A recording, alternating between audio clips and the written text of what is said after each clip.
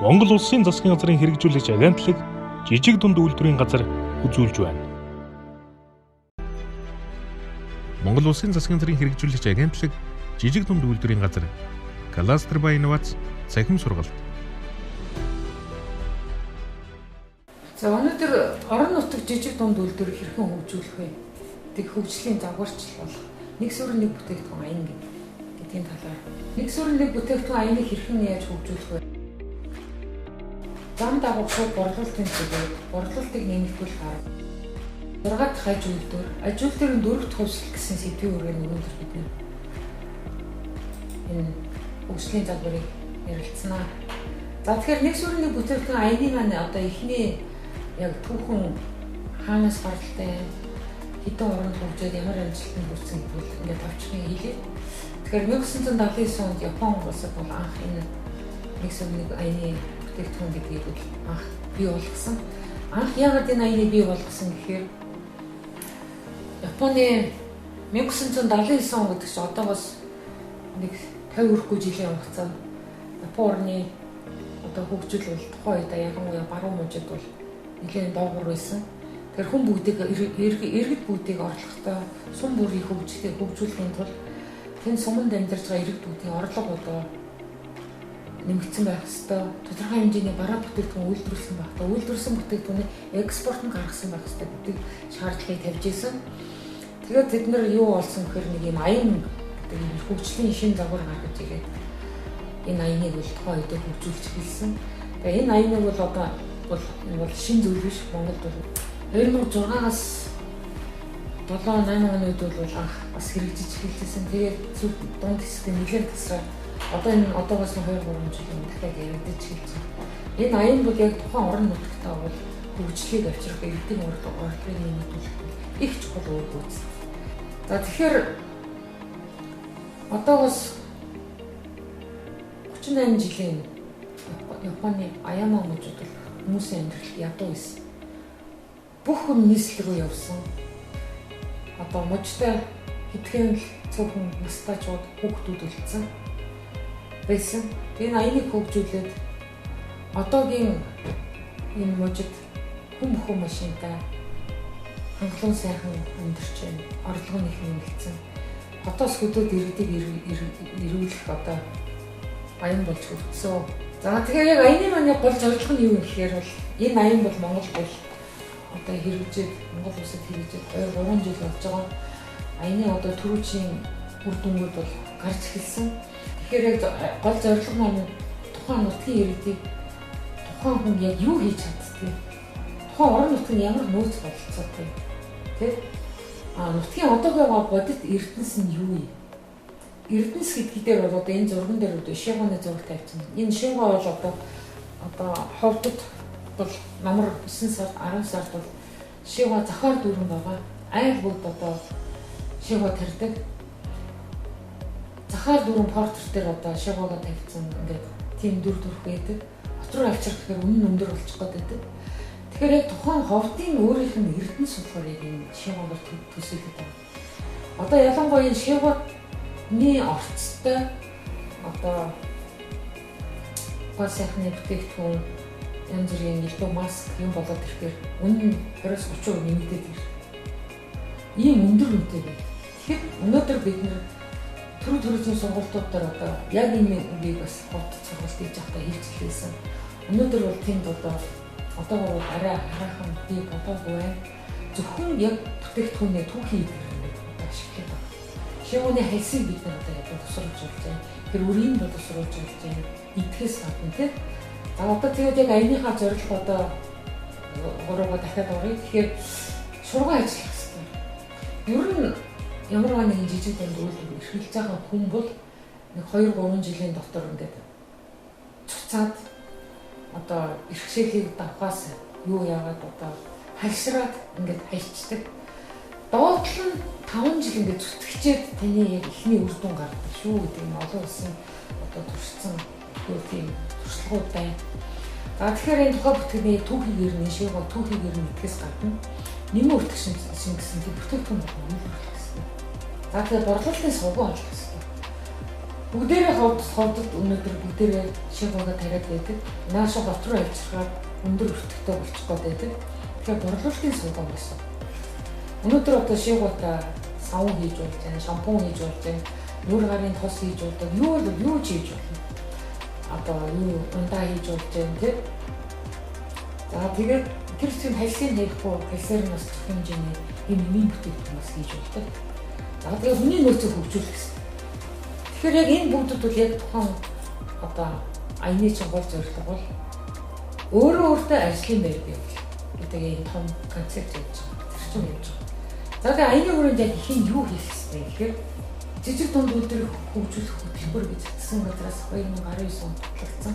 Энэ хөтөлбөртөөр 4-5 том тийм бүлгүүд гэдэг. Бүлгүүдийн нэг бүлэгт нь яг нэг сургууль бүтээгдэхүүн аяныг хөгжүүлнэ. Ингэж бид нар жижиг дунд үйлдвэр хөгжүүлэхийн туслахын тэдгээр туслахын дэмжихийн гэдэг одоо гол зарчим бол тодорхойлоод авсан байгаа. А тэгэхээр хин яг юу их вэ гэхээр одоо шатндаа одоо тодорхой засаг даргын хамтын газар иргэдийн төлөөлөгчдийн хурлууд төлөөлөгч нар энд бүр бас оролцох хэрэгтэй. Та нар өнөөдөр яг хараа засаг дарга иргэдийн төлөөлөгчдийн хурал энэ жижиг дунд үйлдвэрийн бараа бүтээгдэхүүн үйлдвэрлэж энэ нэг явцад хурлын төлөөлөгч нар оролцсон гэж бодож байна. Эсвэргээрээ өнөөдөр засаг даргын мөрийн хөтөлбөр би засаг дарга болъё гэж сонгох миний мөрийн хөтөлбөр би та нарын төлөөлөгч болъё гэдэг миний мөрийн хөтөлбөр тухайн орон нутгийнхаа иргэдийн орлогыг сайжруулна, амь амжиргааг дээшлүүлнэ, тухайн орон нутгаа бид нэр хөгжүүлнэ, орон нутгийн хөгжлийн сангаас гадна орон нутгаа хөгжүүлнэ гэж ингэж яг төлөөлөгч нар засаг дарга маань одоо аймгийн засаг дээр тэр их хурлын гишүүн урт ингэж бүрийн хөтөлбөртэй ингэж тусгаж оруулж ирдэг. Тэгэхээр яг энэ нэг суурь нэг бүтээгдэхүүн аян бол одоо зогшоотны бүх төвшин бол энэ аяныг бол маш сайн дэмжиж хамтарч оролцож ингэж ажиллах хэрэгтэй ажил байгаамаа. Аяны маань гол зорилго бол одоо 3 зүйлийг яг хэлээд байгаа. Юу гэхээр яг бараа бүтээгдэхүүний аян гэдэг чинь бид нар чинь тодорхой яг энэ бодит бараа бүтээгдэхүүн дээр бас одоо яриад байгаа. Одоо жишээ нь та одоо юу үйлдвэр тодорхой бараа хийж энэ бараа бүтээгдэхүүний чинь чанар одоо ямар байх вэ? Стандартын дагуу байх юм уу тий? Стандартаа яаж сайжруулах вэ? Сав баглаа. Тэгээ борлуулалт нь ямар? Тэр борлуулалтын эргээ танаа орон нутагт ч одоо яаж орон нутгийн болон сумын аймгийн бүр цаашаа улсын дотоодын нийт бүтээгдэхүүн үйлдвэрлэл хэдэн хувь эзлэх ажил олболтын хувьд хөдөлмөр эрхтэнд ямар хувиар нөлөөлөх юм бэ? Их олон хүчин зүйлүүд ингэж хамрагдах ёстой. Одоо яг танаа нутагт орон нутагт эсвэл аймагт ямар бүтээгдэхүүн хийгээд байгаа. Тэ? Ямар нөөц бололцоотой байгаа даа. Юу хийж эхлэегүй хүмүүстийн та юу хийж чадсан гэдэг ингээд илрүүлэх ёстой. За хийгээд эхэлснүүдийн яаж энийгээ сайжруулах вэ, тэ? Яаж борлуулалтаа нэмэгдүүлэх вэ? Энэ борлуулалтаараа орон нутгийнхаа одоо хөгжлийн санд тодорхой хэмжээгээр яаж оролцох вэ? За тэгээ ямар нөөц бололцоо байгаа юм, тэ? Жишээ нь Монголын одоо их олон малтай ямар сум байгаа. Тэр сум одоо яг энэ олон малынхаа одоо юугаар яаж энэ аяны хүрээд яаж тодорхой төлөвлөгөө гаргаж иргэдийн орлогын нэмэгдүүлэх. Эхний ээлжинд бол ер нь одоо Солонгос Японы хөгжлийн туршлагууд өгдөө шүү дээ. Одоо ингээд ухаан сонгогдсон гишүүд төлөөлөгч нар засаг дарга нар та нар хуралд ирээд өгөөч бүгдээ ингээд сайхан хөгжиж ингээд яриад исэн. Эхний ээлжинд хүмүүс ингээд хурал дээр ирээд суугаад ингээд унтаад байдаг гэсэн. Нүүрний нэг ингээд суучаад яг өөдөөс гарч ингээд унтаад байлаа. Ямар ах вэ тий? За тэгээд ингээд бүгдээрээ ингээд та одоо яг унтаад байгаа хүмүүсийг ингээд сэргээд та яг юу хийж чадмаар вэ ингээд. Яг өөрийнх нь оролцоог нэмэгдүүлдэг гэхээр за та өнөөдөр ингээд юу шагуулж хэлчихье. Одоо энийг яах вэ гэдэг. Ямар ингээд эсвэл мэдээлэл олгоо сургалт өгөөд эсвэл өөрийнх нь яг саналыг сонсоод тэгэхээр нөгөө хүмүүс чинь дараа дараагийн 2-3 дахь удаагийн хурал дээр яагаад гэхээр нөгөө бараа бүтээгдэхүүн ингээд одоо жишээ гоёсны болоод одоо жишээлбэл шампунь болчихлоо шүү дээ. Шампунь орсны арилганд ингээд ороо ивчихвал нөгөө бүтээгдэхүүний чинь борлуулалт эрс нэмэгдээ ивчихвал нөгөө хүн чинь бүр сонирхолтой болоод нүдэн сэргээд ингээд нөгөө хурлын чинь 2-3 дахьаас нөгөө даргаыг бүгдээр нэг цуглаад хуралдаах юм, бүгдээр нэг цуглаад хуралдаах юм бүр тэгж эсрэгээр ярьж тэгж болдог болчихсон. Тэгээд дараа нөгөө хурал дээр би ингээд ийм ингээд саналаа ингээд өгдөг. Ийм болчихсон юм. За тэгэхээр яг нэг сүрний бүтээгдэхүүн аяны яг зарчим нь одоо яг юу юм бэ? Орон нутгад дэлхийн хэмжээнд сэтгэж үйлдвэрлэлээ явуулъя гэдэг байгаа байхгүй юу? Дэлхийн хэмжээнд гэдэг нь одоо экспортыг нэмэгдүүлэх. Одоо яг Монгол шиг юм бага зах зээлтэй нөхцөлд бол бүгдээрээ нэг төрлийн бүтээгдэхүүн эсвэл нэг төрлийн биш ч гэсэн одоо худалдаа авах чадвар бас тийм сайн биш юм. Тэгэхээр яг хийсэн бүтээгдэхүүнээ дотооддоо үйлдвэрлэлээс гадна ингээд юу яа. Экспорт гэж яаж байгаа. Тэгэхээр экспорт тусдаа сэдв байгаа. Яг аяны эцсийн зорилго нь бол хүний чадамж. Өнөөдөр тухайн бүтээгдэхүүний яг гэртээ ч юм уу, жижиг дунд үйлдвэрлэлийн байрандаа байна уу, хааж хийж болно. Тухайн нэг бараа бүтээгдэхүүн нэг хүн л хийж байгаа. Тэгэхээр тэр хүний чадамж одоо ингээд бас ингээд сайжраад яваад байна тийм. Чадамж. Тэгэхээр яг эцсийн зорилго нь хүний чадамж сайжруулна. Чадамж сайжруулна, хүний сэтгэлгээ өөрчлөлт, хандлага өөрчлөлт, хандлага сайжруулна гэж чинь ингээд өнөөдөр би ганцаараа хийх биш ингээд нийтээрээ яаж юм бүтээгдэхүүнийг хийх үү? Тэг одоо энэ зураг дээр байна. Өнөөдөр ховдод рахин тариалан тий. Тэгэхээр яг тухайн ургадаг нөхцөл нь тийм сайн ч гэсэн яаж нийт Монгол нутгаараа алын бүгд хэдийн үгт ингээд бидний бүгд гадаадаас ингээд алим авч хийж байгаа юм бэ? За тэгэхээр аймаг сумын засаг даргын алсын хараагүйгээр энэ ажил бол одоо явахд их хэцүү. Амжилт хүрэхэд жоохон бага. Одоо юу юм уу амжилт хүрэхэд жоохон бага юм уу гэж хараад байна. Тэгэхээр нутгийн иргэдийг хөгжүүлэхэд бол аян их үүрэгтэй гэдэг. За тэгэхээр нэг яг одоо ажиллаа хийхэд бол энэ аяныхаа хүрээнд бол төлөвлөгөө гаргаа. Одоо гаргацсан аймаг сумдууд бол төлөвлөгөөгөө одоо дахиад дараагийнхаа шатыг бүр ингэ нарийжлаа. Одоо ингээд яг зурган дээр гарсан шиг ингээд бүтээгдэхүүнүүд ийм сайхан бүтээгдэхүүнүүд ингээд үйлдвэрлэсэн байна. Энийг яг дараагийн шатнд нь яаж олон зах зээлтэй газар гарах уу, яаж борлуулалтаа нэмэгдүүлэх үү гэдэг талаас бол төлөвлөнд их нарийн төлөвлөгөөнүүд бол оруулсан байгаа. За тэгэхээр өнөөдөр яг энэ нэг сүрэн бүтээгдэхүүн аяны хүрээнд бас дотоод Монголдо яаж ажиллах уу гэдгийг ярьж байгаа боловч бас яг энэ нөгөө анх хөгжсөн орнуудын энэ аянаар ингэж үдийн ингэж зэрэгт хүрсэн туршлагуудыг бас ингэ давхар яриад яваад. Тэгэхээр тухайн үед одоо Японууд бол тэр суманд ингэ 60 нөлтийн хөдөлгөөн гэдэг хөдөлгөөнийг бий болгосон. Энэ аяныхаа хүрээнд. Тэр ямар учиртай хөдөлгөөр одоо ингэ та нар ингэ 60 хөлтийг одоо 60 хөлтөө 60 хөтөл өмсөн. Тэгэхээр одоо нэг хөлн тухайн сумын одоо нэг юу гэж бодчих. Нэг салбар одоо тухайн нэг одоо эдийн засгийн хөгжлийн олон салбарууд байгаа тийм үйлдвэрийн олон салбар нэг салбар. Одоо 60 хөлтэйхэд 60 салбар танаа тэр юм суманд байгаа. Одоо жишээ нэг хөл нь болохоор ногоо тэрдэг хөдөө аж ахуйн салбар байна. Хөдөө аж ахуйн дотор олон шүү дээ. Мал үржүүлэх, мал өсгөх гэх юм. 60 хөл ингээд 60 доотлон 60 гэж утас 60-аас илүү 80 100 хэд хичээж бол. Тэгэхээр одоо тэр нөгөө нэг жаргуулынгийн зэрэг сайн хөгжүүлж чадахгүй маа гэд одоо засаг дарга төлөөлөгч хурлын дарга нар маань чадахгүй маа гэхэд нэг юм уу 2 3 4 5 хүлийн ингээд арай илүү төлхөө хөгжүүл. Тэгэхээр одоо Сэлэнгийн аймгийн хувьд жишээ авах бол одоо Сэлэнг бол газар тариалан ногоо фермер бол илүү хөгжсөн. Тэгэхээр бид нэр энэ чиглэл байгаа илүү байна. Зөвхөн бол энэ чиглэл байгаа илүү байна. Тэгэхээр баян үлгээ дээр болохоор одоо энэ гар урлал ингээ илүү хөгжсөн. Бид нар энэ чиглэл рүү илүү байна. Эннийхээ борлуулалт ингээд зөвхөн аймагтай биш, Улаанбаатар, Монголдоо биш, бүр дэлхийн даяар яаж гарах вэ? Ялангуяа энэ гар урлал дээр одоо жишээ ярих бол ЮНЕСКОд бүртгүүлдэг. Одоо гар урлалын бүтээгдэхүүнийг энэ бүтээгдэхүүн ингээд одоо Монголд байгаа ЮНЕСКОгийн байгууллага нарийн бичгийн даргын газар дамжуулан гаргадаг. Тэгэхээр бид нар түрүү нөгөө ярьсан мэдээлэл чухал гэдгийг бол одоо энэ тэм одоо ойж байгаа баян үлгээд энэ гар урлал хийж байгаа хүмүүсийг бол тэр мэдээллийг өгөх ёстой. Яг хөө түрүү чинь бол аваад одоо цагаан алт түрүү чинь бол ЮНЕСКОд бүртгүүлээд ЮНЕСКОд бүртгүүлнэ гэдэг чинь дэлхийн 190 гаруй орнд тухайн бараа бүтээгдэхүүнээ гаргах хэрэгтэй, зарах хэрэгтэй болдог. Яагаад тэгэхээр ЮНЕСКОд хийж тухайн уран орныг дэмжиж одоо чинь Монголын энэ гар урлалын бүтээгдэхүүн одоо ЮНЕСКОд бүртгүүлчихвэл энэ бүтээгдэхүүн яагаад тэгэхээр тухайн орны одоо тухайн үндэсний одоо өв соёл энийг одоо хангасан гэх ингээд цаашаа яриул их олон ингээд санаа хариуцлаад явахыг олон төрлийн тийм бас мэдээлэлүүд сургалтууд бас байдаг. За тэгээ магадгүй зарим хөл нь урттай байж болно тий түрүү хийсэн. Зарим нэг бизнес нь одоо урттай гэсэн тэр төрлийн салбар илүү хөгжиж байна. Зарим нь бага байна. Тийм учраас зарим хөлийн хөдөлгөөн гэдэг нь эргэлцсэн олон нийтийг хамарсан энэ ажил хийхэд ямар нэгэн удирдахч бол аюул чухал үүрэгтэй байдаг. Одоо яг сонгогдсон удирдах төлөөлөгч нараас гадна нутгийн одоо сонгогдоогүй төлөөлөгч нар маш их үүрэг. Одоо энэ зурган дээр болохоор усааны хүмүүрэн сум бол цэвэр цэмцгэрээр яваад цэгцтэйгээр бол усын тэргүүний сум болсон гэж. Гоо тэргүүний сум болсон олон сумдууд байгаа. Одоо тэгэхээр одоо хурдын булган байна. Тэгэхээр яг энэ бас нэг тодорхой нэг аль салбар нь илүү хөгжсөн. Тэгэхээр энэ хүн болохоор одоо өглөө усвал нэг сумаа тойрол ингээд хин хаан хог ээж үү гэл тээ.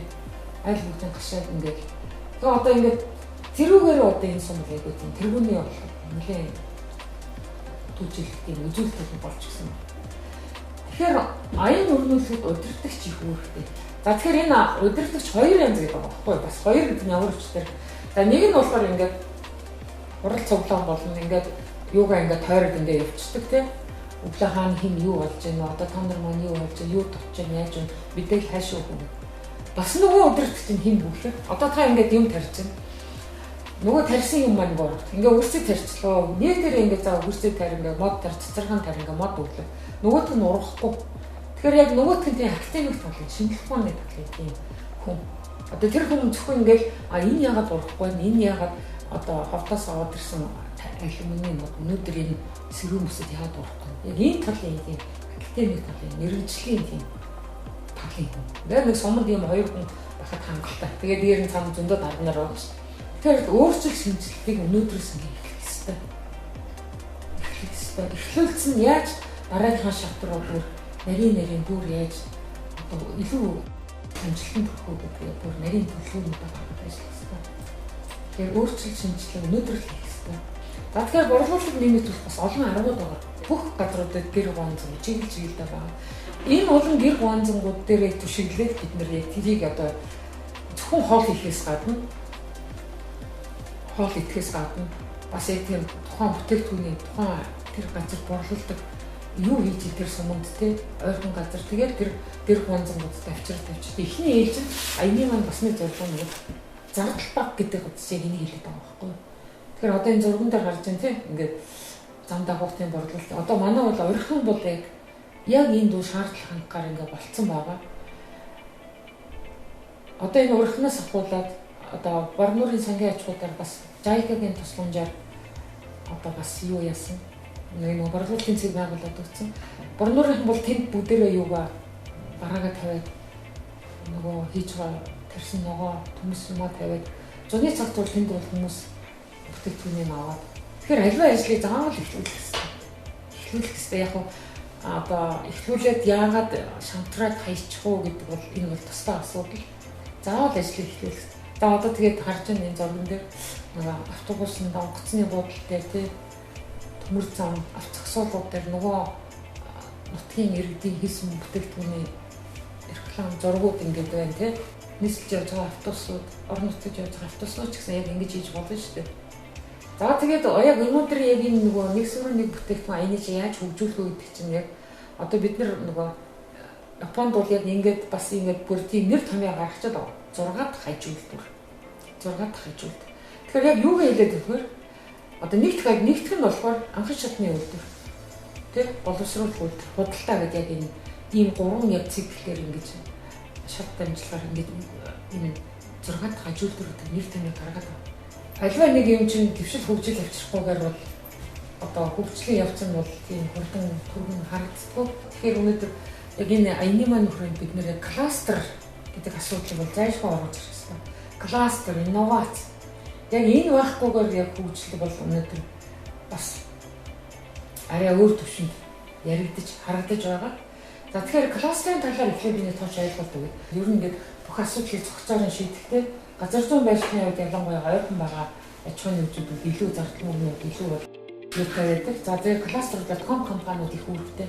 Том компаниуд яг хөө гэхээр жижигүүд том компаниудын захиалгаар тусламж үзүүлснээр жижигүүд захиалгын дагуу бараа бүтээгдэхүүний үйлчлэгийг үзүүлж ажиллах хэрэгтэй. За тэгээд судалгаа шинжилгээний асуудал энэ кластерууд бол маш их одоо юутай асуудал байдаг. Чухал асуудлын нэг байдаг. За судалгаа шинжилгээг бол одоо хүний нөөц судалгаа шинжилгээ ямар нэгэн зардал хийгээд бас их төвөгтэй байдаг. Нэг сүрний бүтээгдэхүүн айныг бид нар зардал багтаагаар хийчих болно гэж яриад байна. Гэхдээ кластерын хувьд бол ялангуяа энэ судалгаа шинжилгээ R&D гэж бид нар нэлээд мөнгө гаргаж ажилладаг. Кластер гэдэг бол одоо оролцогч нэг бүр тус тэдний хоорондын шүлжээг бий болгоход их анхаарч ажилладаг. За хэлсэнтэй томоо компаниуд, жижиг компаниуд ба эрдэм шинжилгээний байгууллагууд цог зөвлөлөө шийдэх ёстой байдаг. Хувийн хвшлийн оролцоог илүү төлхөө ажиглагддаг. За тэгээ ямар кластер хөгжүүлэхийг эхлээд тодорхойлох ёстой. Одоо төрөвчөөсөө бол савн үйлдвэрлэлийн кластер гэдэг одоо Европын транспортын хүрээнд бас гарцсан явж байгаа. За тэгээд инновац судалгаа хүнээ яаж сурах юм? Одоо кластер ажиллахад бол инновац судалгааг одоо инкубатор их нөлөөтэй. Лобби группуд бас их нөлөөтэй байдаг. Одоо инкубаторууд бол тодорхойлж ярих бол өнөөдөр Монголд байгаа инкубаторууд бол энэ инновац кластерын хөгжүүлэлт бол их үр гүйцэтгэх ёстой. Ягаад тэгэхээр тодорхой хэмжээний одоо зардал өндөр шаарддаг тийм ажлуудаар инкубаторууд бол үр байдаг. За тэгээ маркетинг хөгжүүлэх үзэсгэлэн бодолтой яаж хийх үү, экспортод яаж гарах уу гэсэн сургалтууд бүгдээрээ ингээд уялдаатай байх ёстой. Шинэ одоо мэдлэгийг баялаг болгох хувиргах үйл ажиллагааны үр дүнд бий болсон бүтээгдэхүүн үйлчлэгээ маркетинг зохион байгуулалтын цогц шийдлийг бол инновац гэж хэлээд байна. За тэгээ инновац гэж ярих бол гарааны бизнес бол зайлшгүй ярих хэрэгтэй. Инновацийн бүтээгдэхүүн шинээр үйлдвэрлэх зорилгоор хөгжсөн явуулсан. Гарааны компани гэдэг. Тэгэхээр гарааны стартапуудыг бол бас цоо шинээр инновац хийгээ хөгжүүлэх гэж ойлгохоос илүү бас ухаан одоо түрүүний үзэгний жишээ авсан тийм энэ үзгийн ойл хүчийн компани үйлдвэрлээд эхэлсэн. Тэгсэн үртлээр энэ дээр тодорхой хэмжээний одоо үр нэмэгдэл одоо энэ зүйлтийг тийм ингээд зүйлтэй одоо шинээр яхад эн чинь бас тодорхой хэмжээний судалгаа шинжилгээ одоо зүгээр үзэн дээр авах тийм нэг сүрэн нэг бүтээгдэхүүн айныг хэрхэн хөгжүүлэх вэ? За тэгээд энэ айны хүрээнд яаж жижиг дунд үйлдвэрлэх гэснээр кластер маягаар хөгжүүлэх вэ? Кластерт хөгжсөн нэгдсэн аж ахуйн нэгд яаж инновац болгож бүгдээрээ ажиллах вэ гэдэг. Энэ бүх ажлууд чинь бүгдээр хоорондох уялдаатай болно. Тэгэхээр өнөөдөр яг нэг жишээ авъя. Савнгийн яг кластер гэдэг дээр жишээ авч ярихад бол хаа эвдээд гарсан өөх тосын одоо тэр өөхийг тэр нөгөө шонхор дээр байгаа бүх махбодталтай хүмүүс бүгдээр тэр өөхийг ингээ хайдаг. Ингээ ширэн доороо ингээ хаяад идэг. Ингээд өөхийг аваад хаяал мэдээж өөх махаа нөгөө борлуулалтаа бодоод их өөхтэй махун авахгүйгээр. За тэгээ нөгөө өөхөө хаяад идэг. Одоо энэ хаях бол их олон жил үргэлжилсэн. Одоогоос нэг 2 жилийн өмнө тэр өөхийг нэг хөгжлийн мэргэжилтэд иргэн цуглуулж авч эхэлсэн. Цуглуулж аваад тэрийг бүгдийг цуглуулж аваад суудаан дэж аваачаад хажууханд нь одоо нөгөө өөхөө бүгдийг шаргаагаад өөхөн тос болгоод. Тэгээ өөхөн тос болгоод нөгөө өөхөн тосоо худалдаа нийтийн олонны байгууллагуудад ингээд зарж эхэлсэн. Тэгээ сүүлийн үед нөгөөдгөөс нь нөгөө савн гэдэг үйлдвэрүүд, жижиг үйлдвэрүүд авч эхэлсэн. Савн үйлдвэрүүд авч эхлэх нөгөөдгөрөө савн үйлдвэрлэж эхэлсэн. За ингээд яг савн үйлдвэрлэлээ. Тэгээ савнгийн гол урц нь болохоор наатрийн шүлт гэж юм байдаг. Наатрийн шүлт өнөөдөр Монголд гэдэг ганц газар байхгүй. Тэгэхээр яг энэ шүлтийг одоо бид нэр яаж хийх вэ? Түрүү нөгөө нэг кластерыг яаж хөгжүүлэх, кластерын нөгөө нэг эрдэм шинжилгээний байгууллагад ихтэй сургуулиудаа хамтарч ажилладаг. За тэгээ нөгөө нэг судалгаа шинжилгээний ажлууд бас хамтарч хийх ёстой. Тэгэхээр савн хийхэд гол түүхий наатрийн ууш. Энэ савнгийн кластер дотор ингээд ийм олон салбар бий болоо тий. Одоо түрүү хэлсэн нөгөө малчнаас болоод малчин гэснээр захууд болоод ирлээ. Тэр итгэл одоо иргэн хүн ингээд үйлдвэр, савнгийн үйлдвэр. За тэгээд одоо энэ химийн одоо аюултай юм бодис бас үйлдвэрлэх бас юм юу гараад иржээ. За тэгжэл нөгөө савнгийн чи яаж одоо инновац болгож дараагийн шатанд нь яаж гоё үнэртэй болох вэ? Тэгэхээр үнэр гарах бас тийм үйлдвэрлэлүүд бас хэрэг болоод ирж байна. Одоо янз бүрийн үнэр гаргадаг бодис, үнэртэй бодис гаргадаг. За тэгснээр сав боглоо буудлыг яаж хийх вэ гэхээр сав боглоо буудлыг яаж хийх вэ? Бас сав боглоо буудлын чиглэлийн үйлдвэрүүд бас энэ кластер нэгдээд ирж байгаа. Цаашлбал аймаг бүгд яг энэ савн хийх хэрэгтэй. Яагаад гэвэл бид нарт өнөөдөр түүхийд нөөц боломж өгнө. Өнөөдөр аймагуд айлууд малын ичснийхээ өөхийг бол ингээд хайдаг. За ялангуяа аймагуд сундуудууд бол тэр өөхийг ингээд залганд авчиж хайдаг. Үн шатгүй үдэн шин салбарууд бий болоод гарч ирээд байна шүү дээ. Бас ингээд тос үйлдвэрлэдэг, тос цуглуулдаг тийм агуулгын тийм хөргүүртэй тийм бас агуулгын аж ахуйнууд бас бий болоод эхэлж байгаа. За тэгээд хөдөлгөөний шүлжээнүүд яг нэг загвар, нэг орцоор яг тухайн нэг орц, нэг загвар, нэг стандартаар хийгээд одоо нөгөө дотоодын хэрэгцээ хэрэг хандсан гэж үзвэл нөгөөдгөө чи яг нөгөө Японд тэр нэг загвараар бас стандартаар гаргамаар бөөнөрөө нийлж байгаа. Тэгэхээр бас энэ дээр экспортын бас нэг шүлжээ бий болоод ирж байгаа. За тэгэхээр энэ дээр дундын хоршоонууд бас их үүрэгтэй. За тос түүхий бэлтгэхийн систем бий болоод эхэлнэ тий. За тэгжээд л энэ нөгөө манай дотоодын компаниуд бас нөгөө нэг одоо чиглэл шиг ийм тоног төхөөрөмж хийдэг компаниуд бол энэ бас үүрэгтэй болоод ирнэ. Яагаад гэхээр нөгөө нэг тосны савнгийн хийв, тавиур одоо тэгээ яг тэр тухайн тоног төхөөрөмж ямар шийдвэр ямар төхөөрөмжөө бий болдгийг тэр бүгдийг ингээд үйлдвэрлэх бас компани бий болоод эхэлж байгаа. За тэгээ нутгийн брэндүүд бий болоод ирнэ.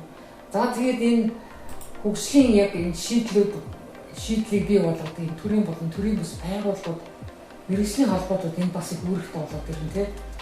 За тэгжээд энэ савнгийн ч одоо шингэн савн байна, хатуу савн байна. Одоо янз бүрийн төрөл бүрээр нь хийгээд гэхээр ноос ноолын чиглэлийн компаниуд бол өнөөдөр Монголын ч одоо гол экспортын түүхий, экспорт гаргадаг бүтээгдэхүүн ноос ноолын хэлээ. Эний ч одоо угаадаг бүтээгдэхүүн дандаа гадны импортын бүтээгдэхүүн шингэн савнгууд байдаг. Тэгэхээр яг нөгөө нэг дотоодоо хийж байгаа энэ савн гарч хатуу шингэн янз бүрийн савн хийгээд ноос ноолын компаниудыг бас хангах ингээд бас нэг том салбар гараад ирж байгаа. Тэгэхээр хоршоодууд олноор бий болно. Хоолны газрууд олноор одоо нөгөө тос бэлтгэлийг бий бол яг энэ тусдаа бас шинээр ийм ажлын байранд их олон бий болно. За тэгээ Монголд анх одоо энэ жижиг химийн үйлдвэрүүд одоо бий болоод ирнэ. Борлуулалтын цэгүүд бас энэ дээр нэгдээд байгаа. Борлуулалтын цэгүүд одоо онгоцны бодлого, төмөр замын бодлого, одоо замын одоо нөгөө орон нутгийн явдаг замын автобусны буудлуудаас гадна одоо янз бүрийн цахим худалдаанууд тэр ихтгэл одоо савнга одоо Alibaba, Taobao ингээд дотооддоо Shopee энэ төргээд олон нөгөө юунуудаар тавих ийм шин энэ ажлууд ингээд салбар бүгд ингээд гараад ирсэн. Тэгэхээр ер нь кластер хөгжүүлнэ гэдэг маань одоо энэ бол нөгөө компани санаачлагтай кластер одоо төрийн байгууллагын дэмжлэгтэй кластер гэдэг яг энэ савн дээр бол жишээ харагдаад байгаа маа.